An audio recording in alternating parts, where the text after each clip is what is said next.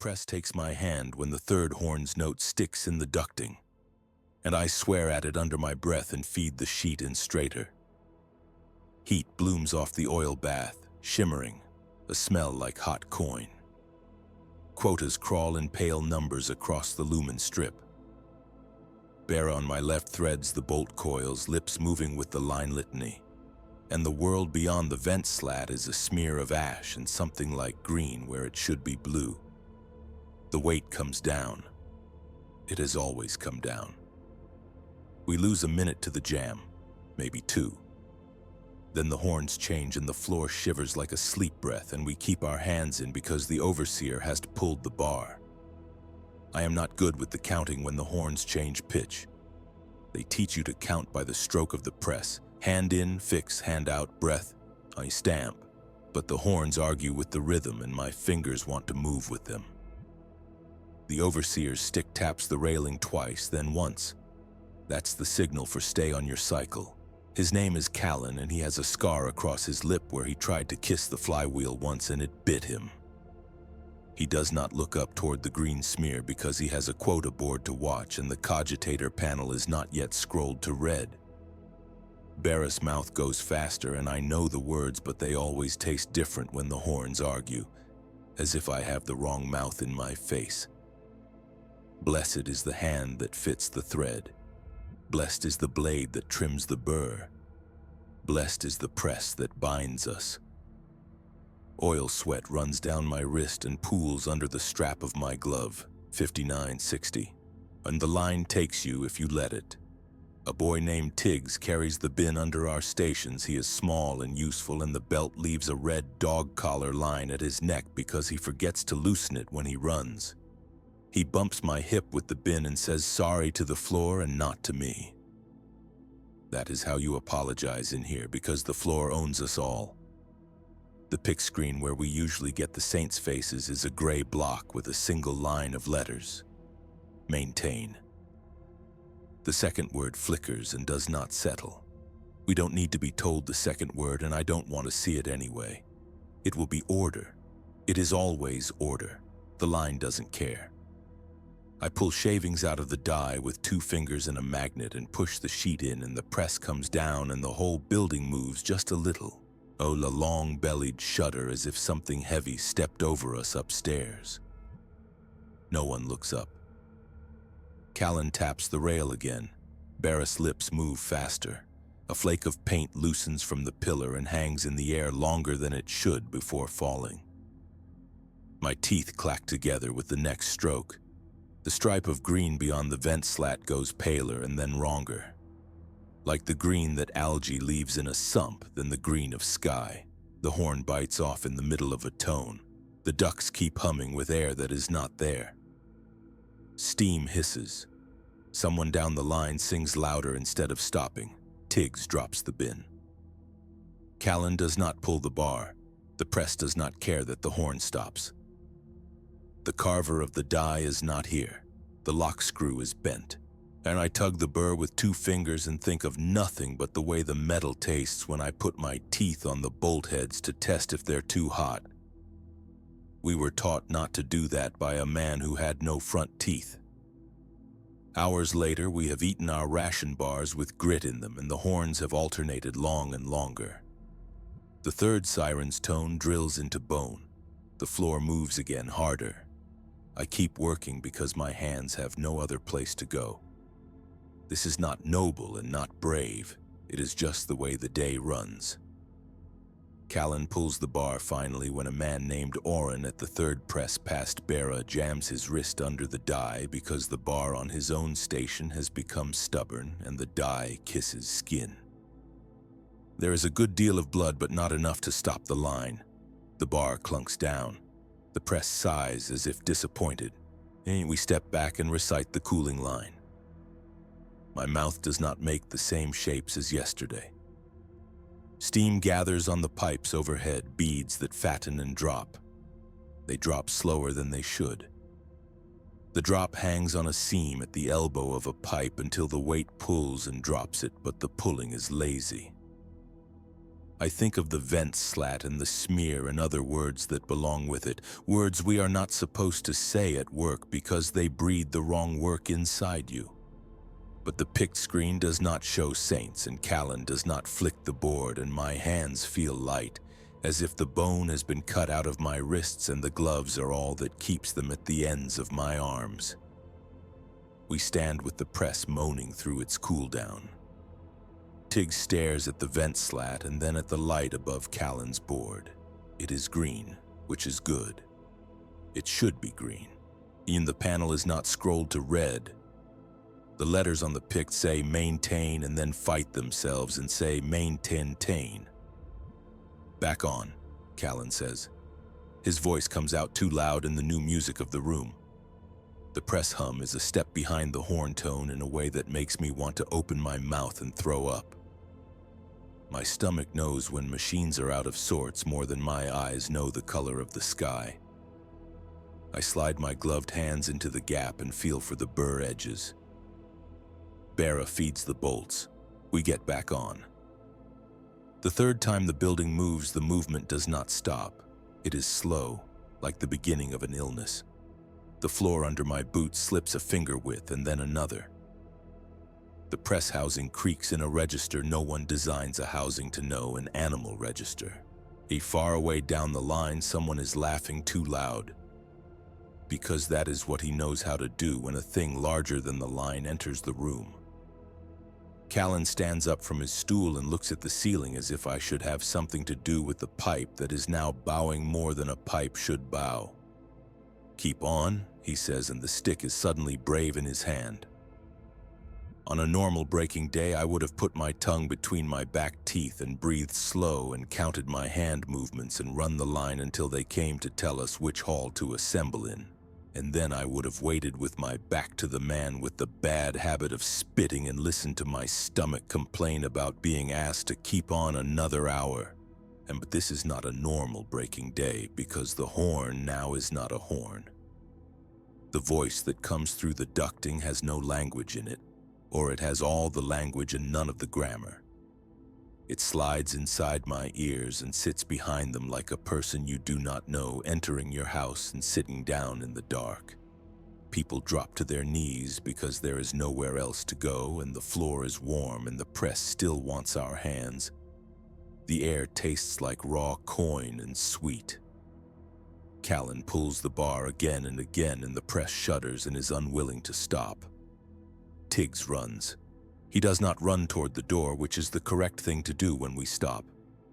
He runs along the line away from the door toward the service ladder near the sump pump gauge, and he holds his belt with both hands as if the belt will carry him.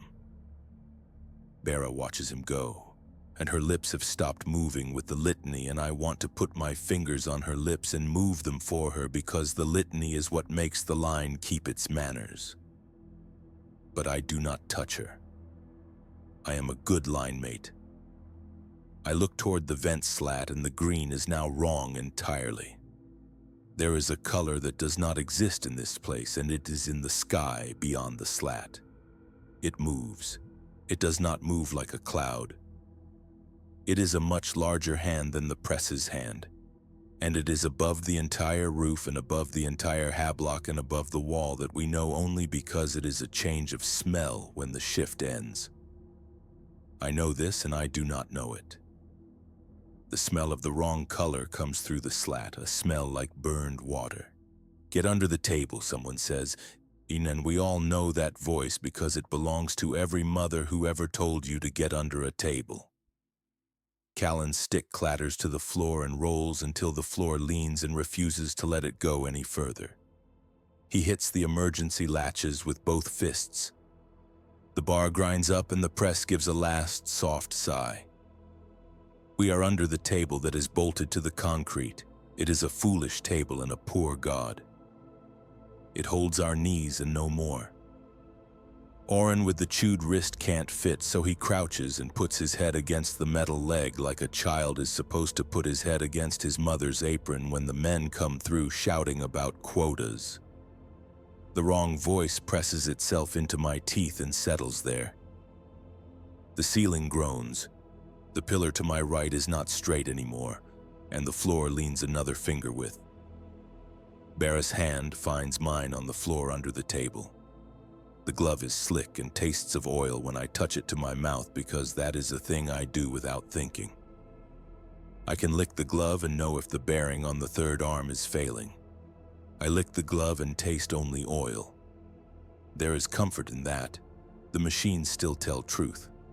A prayer bell somewhere on this level starts to ring and then breaks. It breaks in a way that bells do not break. The shard of sound lands in the corner of the room and glares. "Stay down," Callan says, and the voice in the vent says nothing that is any kind of language and says everything else. And the pic screen goes white and then black and then shows a person's face for a moment.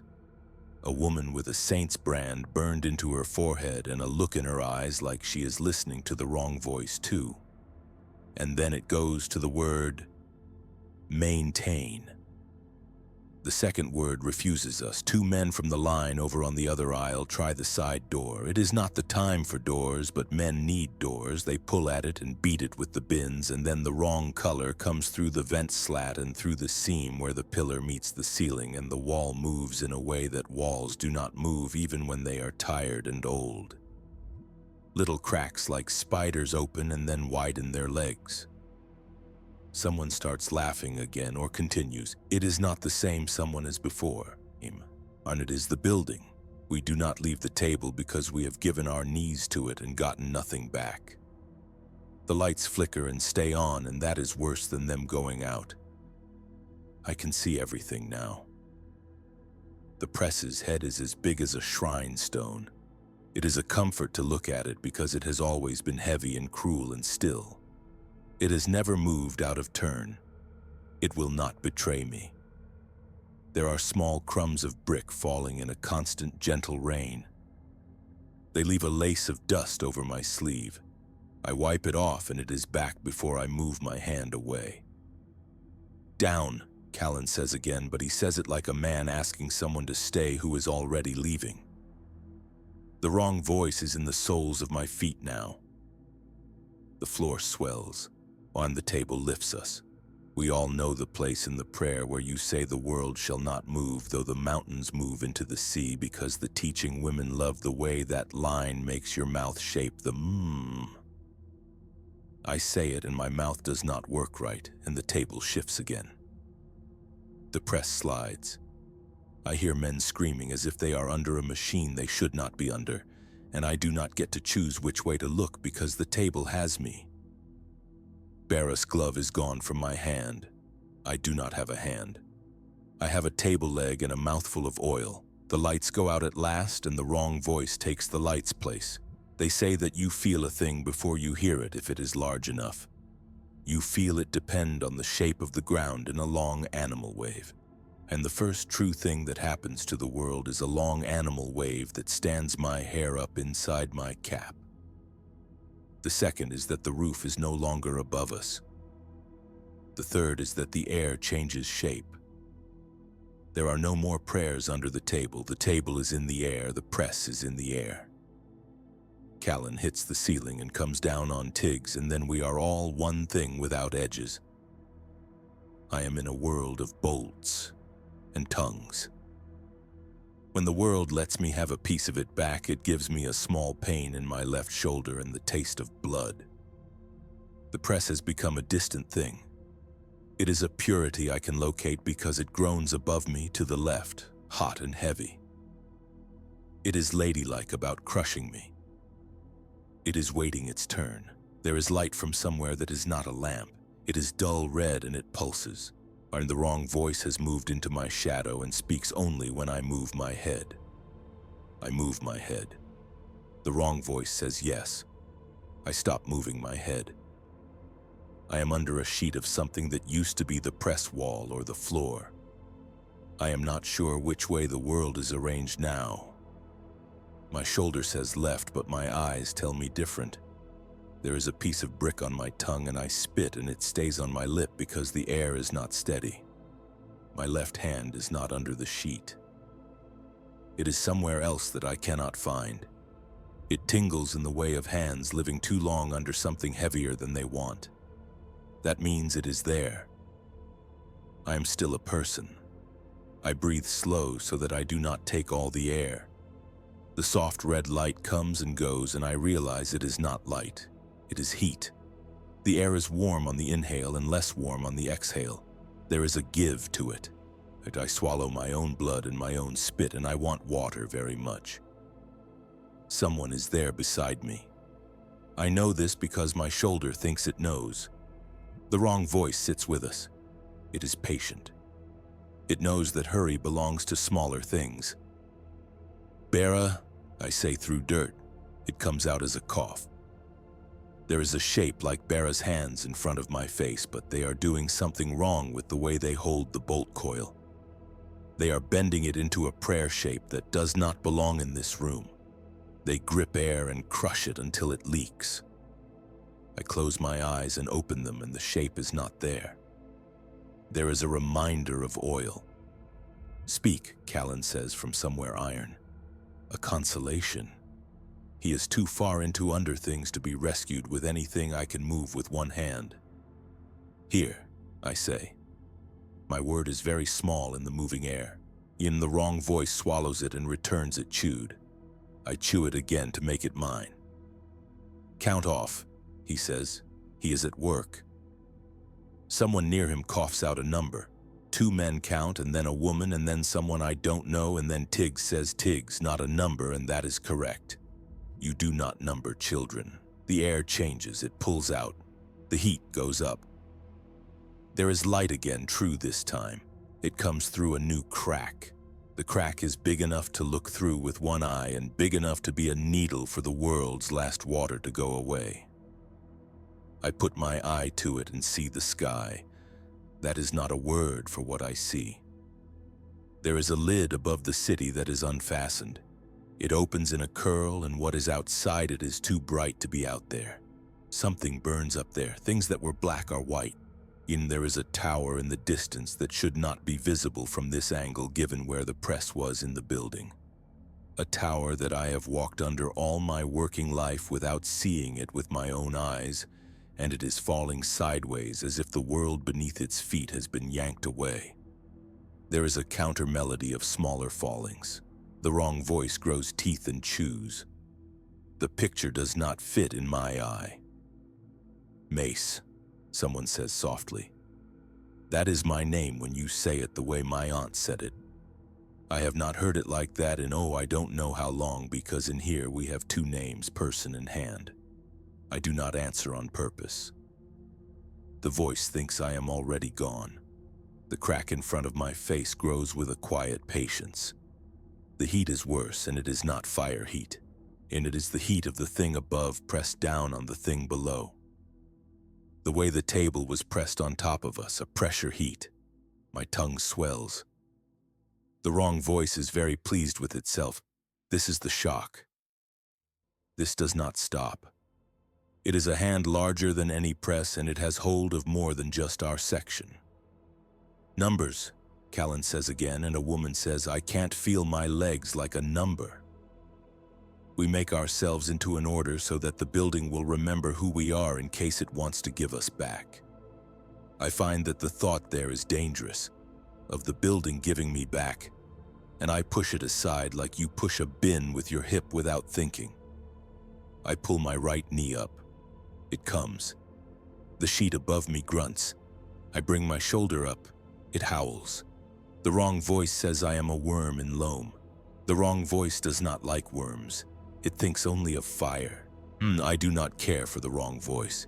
It can live in my ear without owning the rest of me. Someone hands me something through a crack I do not know is near my hand until it touches my fingers.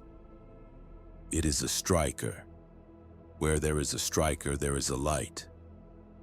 I keep it because things that make fire are gods now, and you can carry gods in your sleeve if they fit. The striker smells like a simple old day. Get small, Callan says. That is his answer to everything. Get small and get out. I think about this as if I have a choice, because that is how a person carries on a life from one minute to the next. choice is the brickwork you lay under your boots every day, even when there is no floor.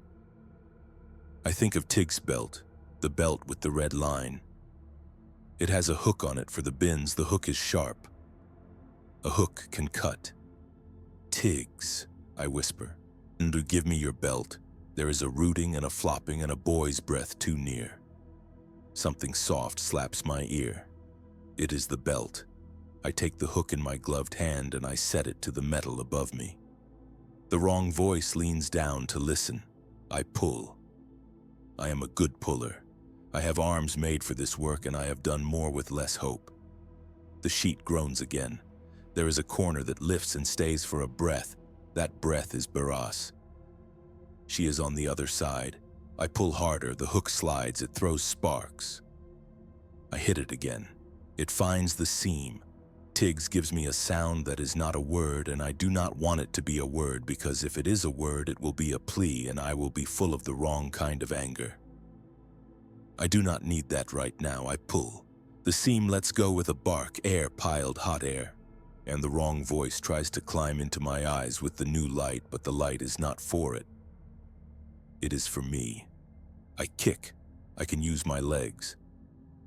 I am born again into a world with fewer edges.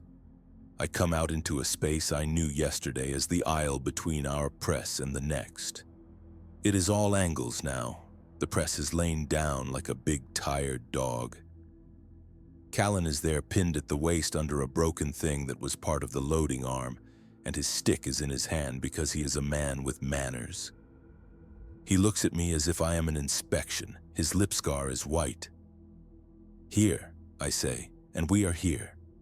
I cannot move the thing on him yet. He nods to the crack where I came from.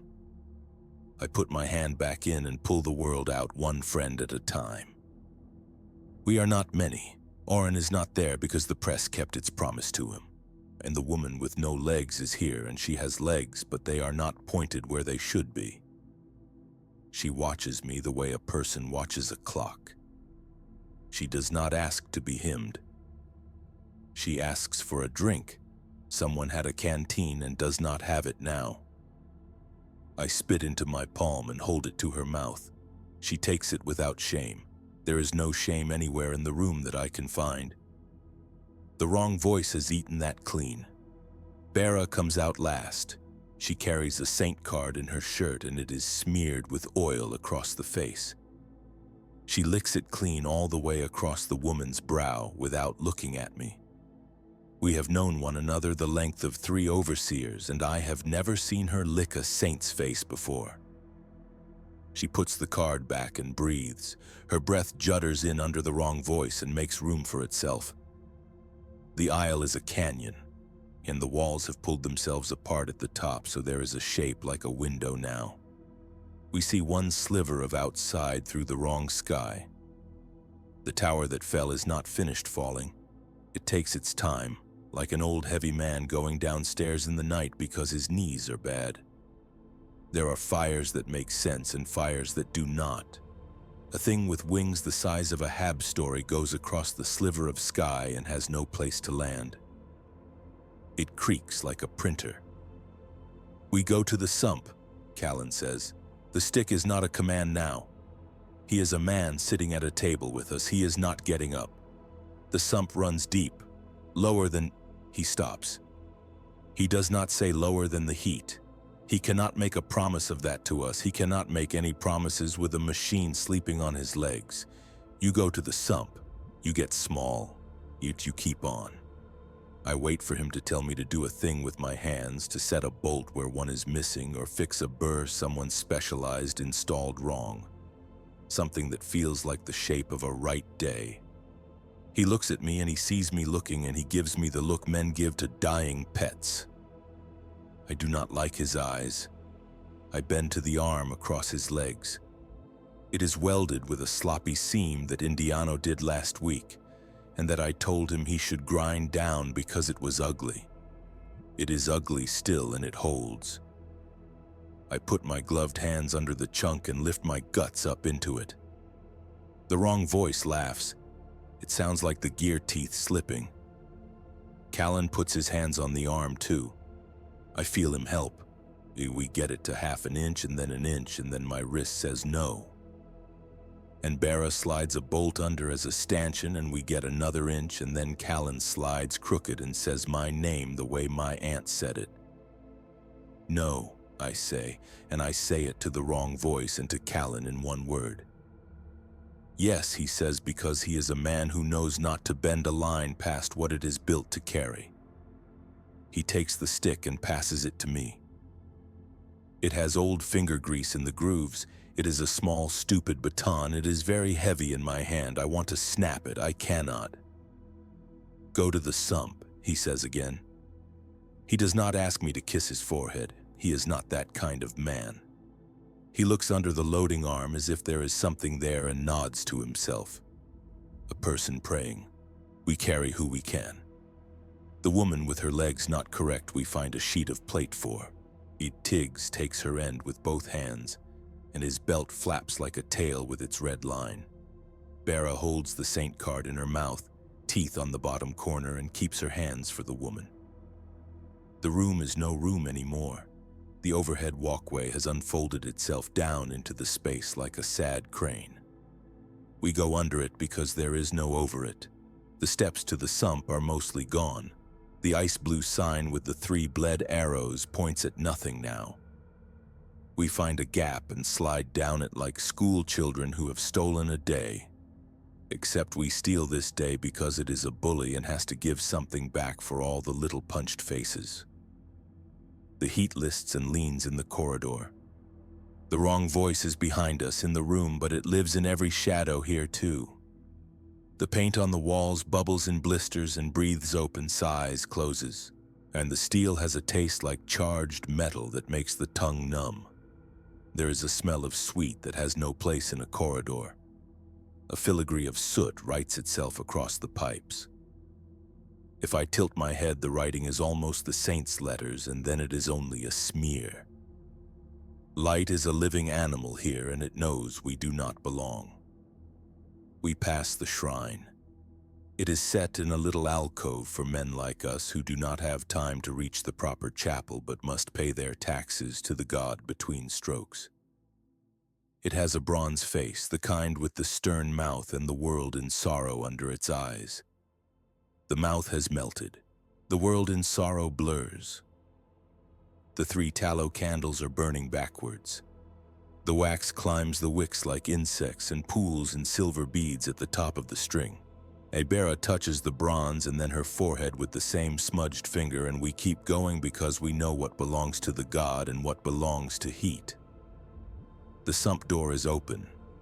It was never meant to be open without 6 men and a chain on a capstan because it holds back a smell that can make men argue as if nothing else matters besides. But it is open now, and the smell is gone. That is wrong. We go through anyway because Callan said go and because there is nothing behind us but wrong sky. It is cooler down here. The wrong voice is thinner. The sump is a room the size of 2 temples laid side by side with an iron walkway and 6 ladders down to the pumps. The pumps are sighing. Water hammers somewhere in the pipes like the heart of a drunk. Steam sometimes. And all the rest is a low moan deep in the walls that is not mechanical and that leaks into your hands if you put them on anything. We move to the far side where the lower pump room drops another level.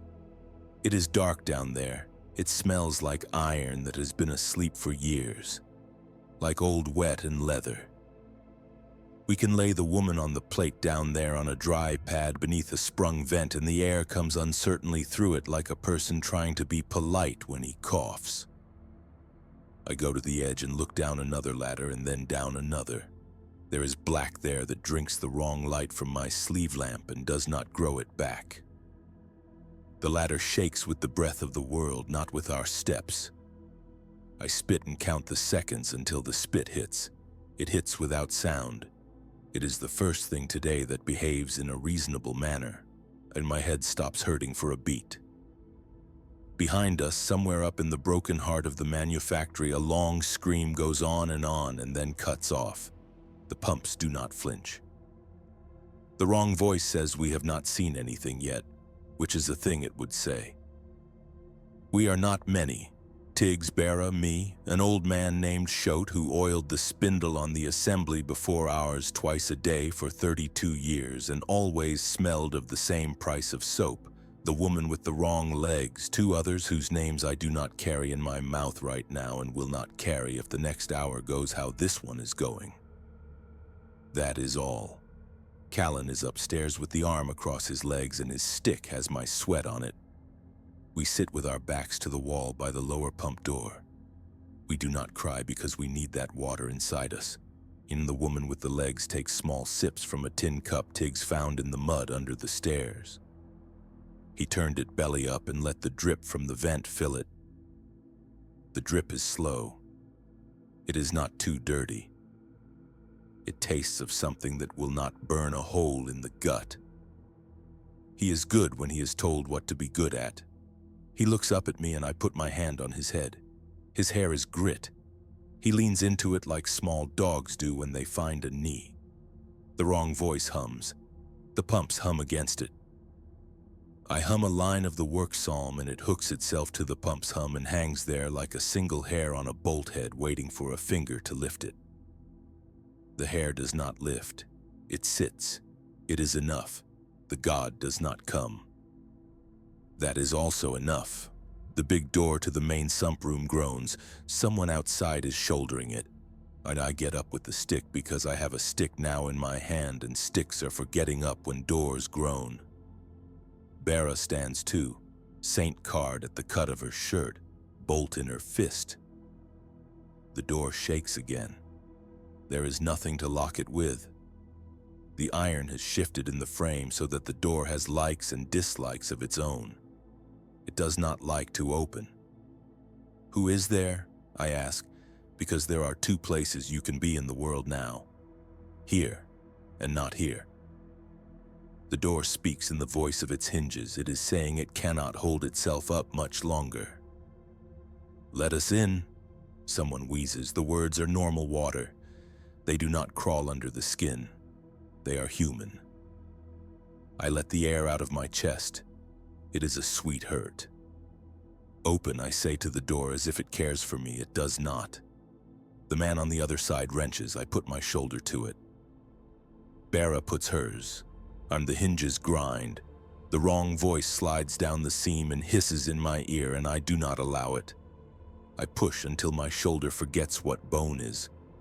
The door gives enough to let two people slide in sideways.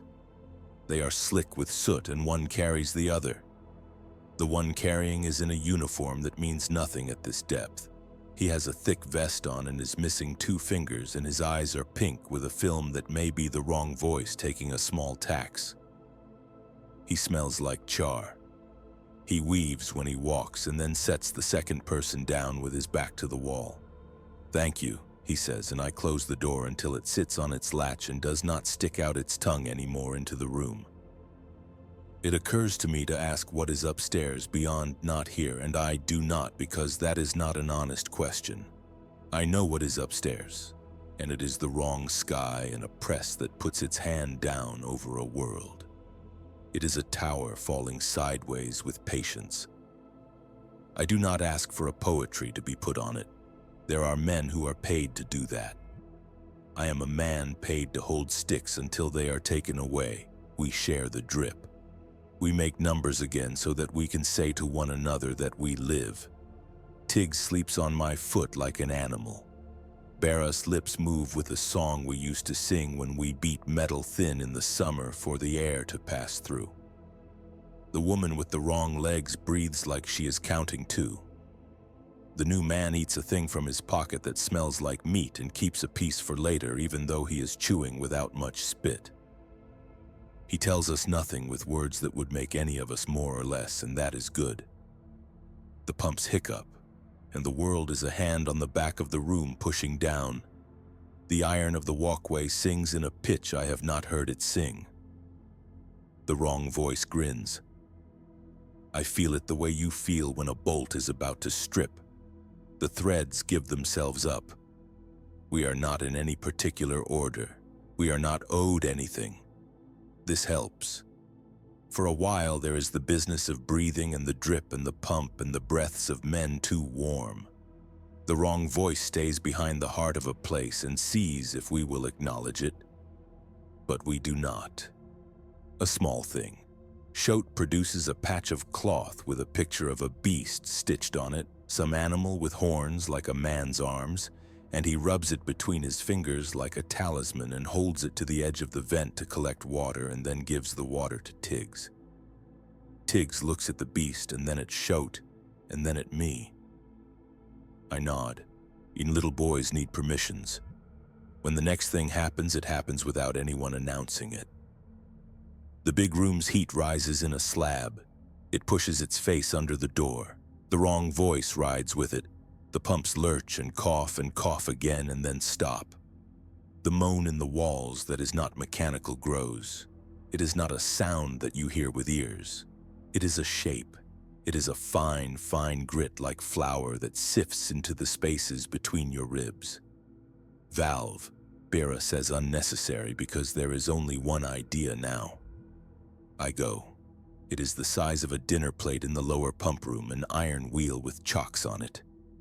It has not turned all the way open since before my grandfather got his work token. The chocks are stiff with old paint, cobweb. The wrong voice puts its fingers on mine and I pull anyway. The handle squeals, my glove slips.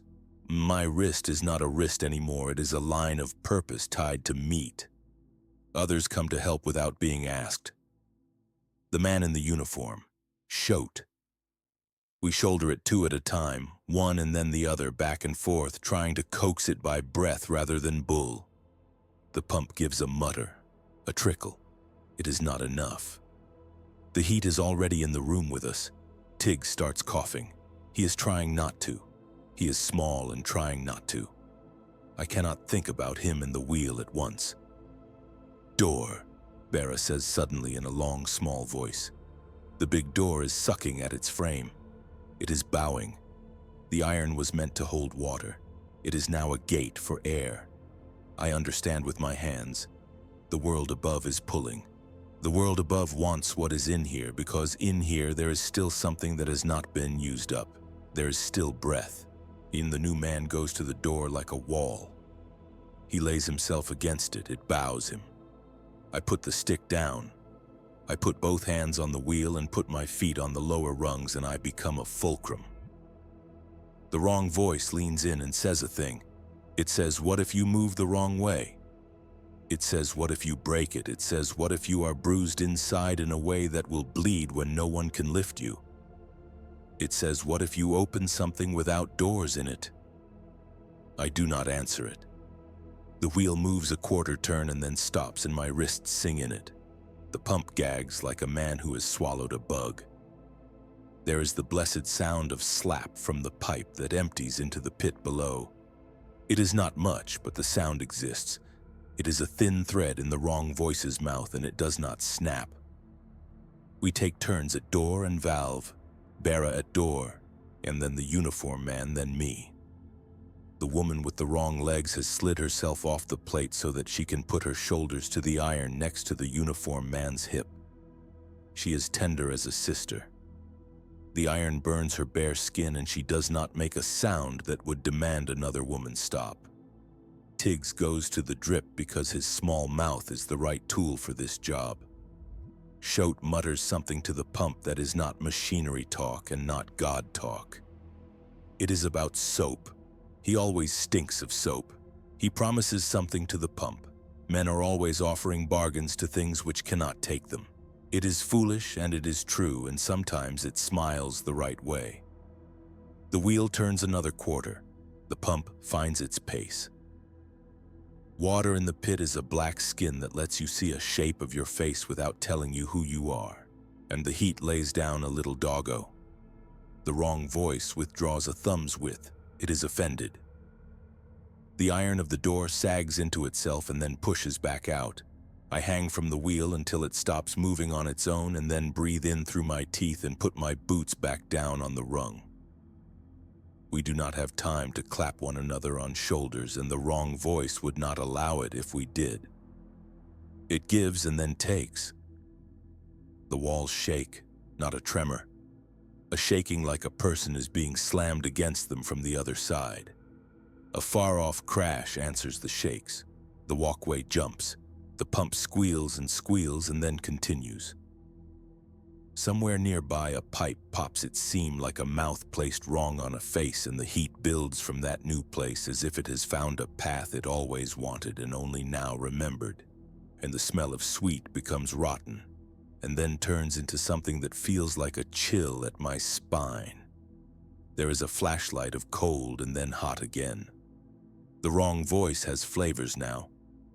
It knows we have found a small room not governed entirely by it, and it cannot let that be without trying its length. The new man looks at me the way a dog looks at another dog when both are tied to different posts and can either bark in time or bark to argue. Noise stops, he says. Stops doesn't mean anything we can fit in our mouths, I say. I am not a liar, there are children. He nods and grinds his teeth, and his gums bleed a little, and he does not spit. I like him very much for that. I do not ask his name because if he is a name, he has to be kept alive. He is a weight now and a shoulder. And names are for the dead and those who can afford funerals. The woman with the wrong legs lies back and breathes and bleeds under the skin. She is a dull color that is still alive. She is smiling a little, but not in a fool way. She says to the new man something like a thank you that is not a word for thank you, but for the day that men pass food to one another and then go to sleep on the same ditch edge because walking is not the point anymore. I take the stick in my hand. I cannot put it down except to turn the wheel because it lies wrong without a hand. Things need the purpose people give them, or they mew and get underfoot. I do not know who I am with a stick in my hand. I have never been asked to stand in a doorway and make the right and wrong of it. But the door is bowing. It will not hold because it is a door and not a wall. And someone will have to keep it honest. Someone will have to put a foot against the floor and a shoulder against the world and choose a direction to die in.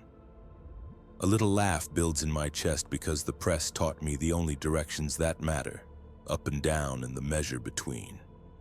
We set ourselves, the uniformed man and me to the door, Barra at the wheel and Shote with his soap bargain singing at the pump, Tiggs on his belly with his mouth at the little drip under the vent, the woman on the plate where the heat can't find her skin is fast, Saint in her mouth. I lean with the stick between my palms and it bites my flesh until my finger bones feel like they have gone wild sideways. The door breathes against me, and the wrong voice tries to speak through the seam, and I push my shoulder so it cannot shape the words well in our room. We do not any longer hope for rescue. This is not hopelessness.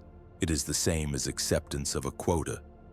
It is the line of the day you draw with the chalk, and you stand at the chalk and you say, if I reach here before the arms get hot again, then I am good.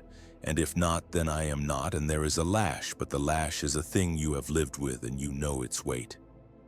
We cannot fit the sky into our wall. We can hold the door against it and say nay. That is what my body is for. To push nay against a thing larger than me until my joints become small suns. When the pumps catch proper, everything becomes difficult at once. The heavy down of heat grows a blindfold, and it wraps around the head as if it loves men and wants to stroke their hair. The wrong voice sobs about this in a long, low urge. The floor tilts as if the sump room is a boat in bilge, as if the water in the pit is more than water. The door does not want to be a door. It wants to be open in all places. It burns my shoulder through fabric and skin and meat. The stick is a snake in my palm. I hold it and it grinds my own finger bones to paste. Hold, Barra says, breathless. She has shoved the wheel another half turn and it rattles like a chain on a dog's neck. She jams a chunk of iron between two spokes. She is not a man, and her hands are so small, and the wheel respects her more than it respects me. The pump says that it will play our game if we can move faster than the floor. Its spin becomes a steady we can tie the hum to. Shote hums, and the hum goes inside my bones and licks the wrong voice like a dog licking a hateful guest's boot. It does not fix anything. It occupies. Tig starts to cry and hiccup. The red line on his belt sits up and talks. He gags. The woman with the wrong legs takes the belt in her hands and gives it back to him. She does not stop smiling. She is a saint of a kind that does not live on a bronze plate. I press. The door heats. The iron bleeds at its lip. The wrong voice nails a song to my skull and forces me to sing. I do not. I make the work psalm with my throat and say the spare words. They are ugly. They taste like metal. They have no music and they have all the need. Something very big falls far away. The pump jitters awake under us in a new pattern. The water in the pit makes a sucking sound like a dog with too much spit. As I smell the stink of dead things that have sat too long in shafts at the edge of spring.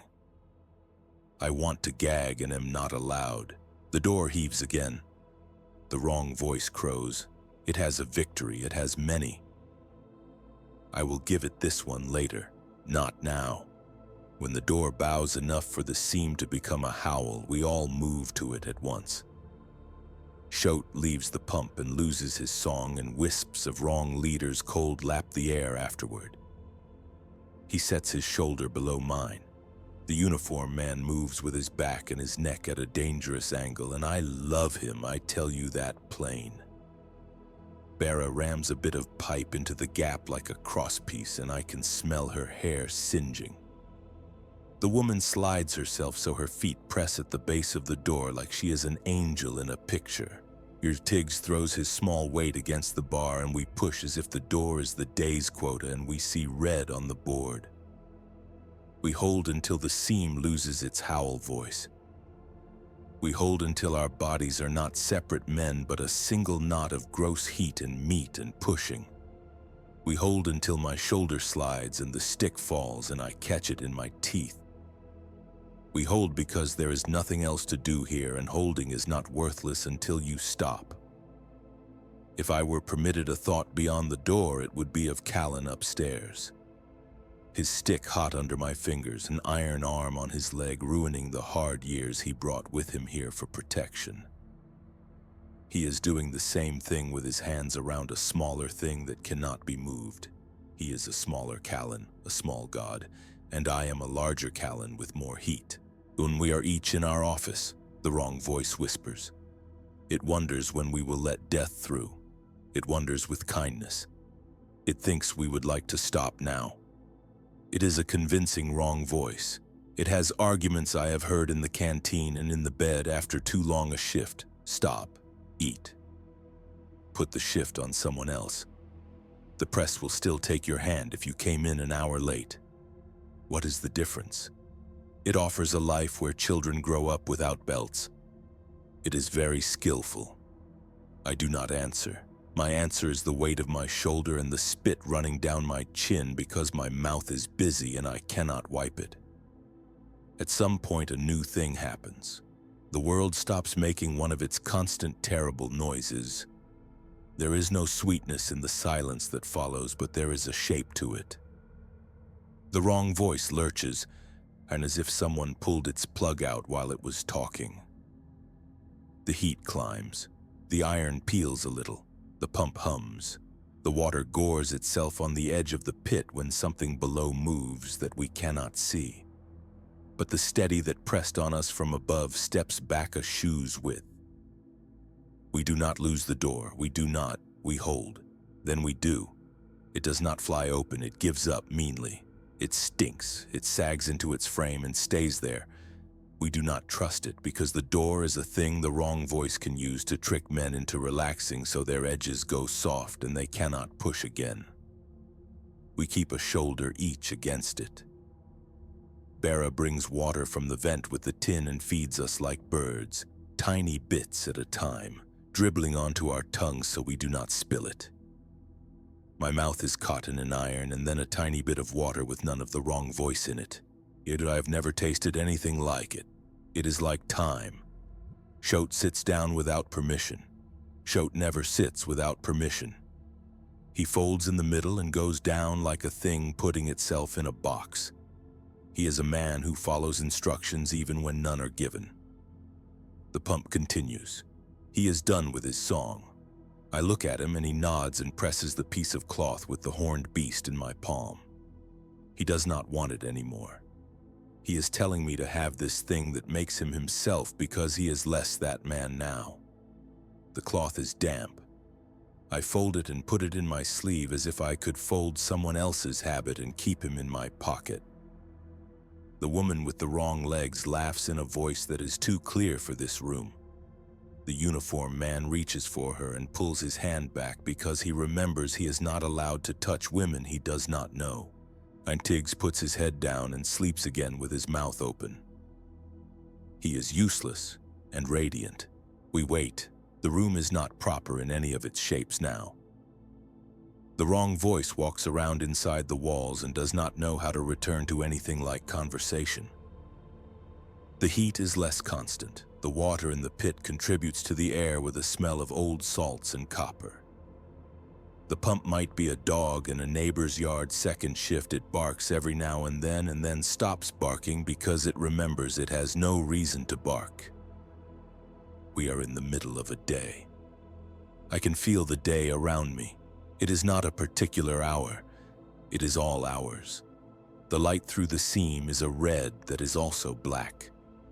There is a sound like the planet is turning thicker than it should, and there is ash on my shoulder, and when I brush it with the back of my hand, it smears and tastes like the paint on the pillar upstairs.